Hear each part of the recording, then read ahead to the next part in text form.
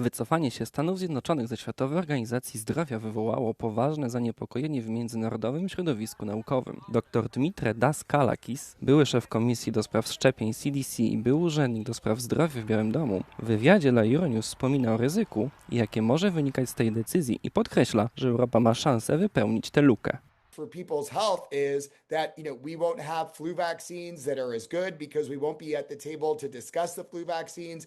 We may not have the same visibility into emerging infections. And frankly, the U.S. withdrawing from the WHO, given the fact that they were a pretty important contributor to the WHO, means that the WHO won't be as well prepared to be able to address emerging outbreaks and infections. So I think overall, the U.S. pulling out of the WHO isn't just bad for American health. I think it's bad for global health. Dr Daskalakis zwraca uwagę, że polityka zdrowotna Roberta Kennedy'ego powoduje zamieszanie w Europie.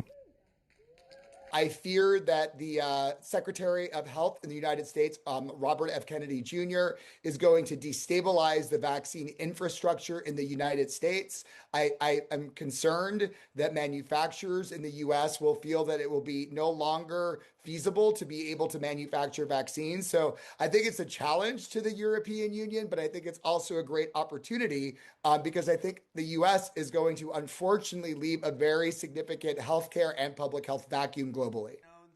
Daskalakis odniósł się również do kwestii leczenia HIV po ograniczeniu pomocy USAID, tematu, który od wielu lat stanowi główny obszar jego pracy. Millions of people have been put on antiretroviral, anti-HIV medications, prolonging their lives and preventing progression to HIV or to AIDS and to death. And so I think anything that destabilizes that infrastructure may mean that we're going to lose ground. Also, I think some of the efforts of the current administration to erase some of the priority populations that are served by PEPFAR will also be problematic. So, drug users, LGBTQ people are all part of the story for HIV. And so any effort to create social stigma around those issues will end up driving people away from prevention and care. The HIV infrastructure that supports everyone's health is also critical for public health security. If that falters, then I think the entire world will be a less safe place, not only for HIV, but all other emerging infections as well.